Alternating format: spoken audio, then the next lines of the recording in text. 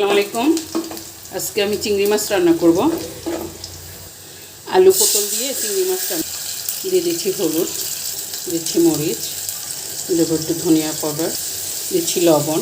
মশলাটাকে ভালো করে কষিয়ে নেবেন। মশলা কষানো হয়ে গেছে, দিয়ে দিচ্ছি চিংড়ি মাছ। চিংড়ি মাছ দিয়ে আলু পটলের ঝোলটা অনেক মজা হয়, এভাবে একদিন রান্না করবেন। ভিডিওটা ভালো লাগলে একটা শেয়ার করবেন, ইউটিউব চ্যানেলটাকে সাবস্ক্রাইব করবেন, পেজটাকে ফলো করবেন। দিয়ে দিচ্ছি আলু পটল, একসাথে সব কষিয়ে নেব সুন্দর করে।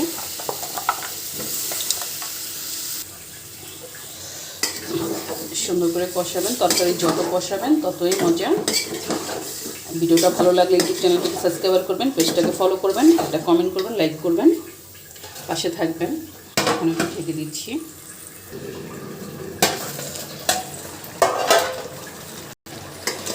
তরকারিটা কষানো হয়ে গেছে। এখন আপনি ঝোল খেলে হালকা যতটুকু পরিমাণ খাবেন অতটুকু পানি দিবেন। আমি এতটুকু পরিমাণের পানি দিয়ে দিলাম। তরকারিটা হয়ে গেছে। আপনার ভাল লাগলে একটু ধনিয়া পাতা দেবেন।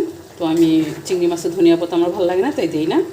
ভিডিওটা ভালো লাগলে একটা লাইক করবেন, কমেন্ট করবেন, একটা শেয়ার করবেন। আল্লাহ হাফেজ। শেষ করছি আজকের মতন।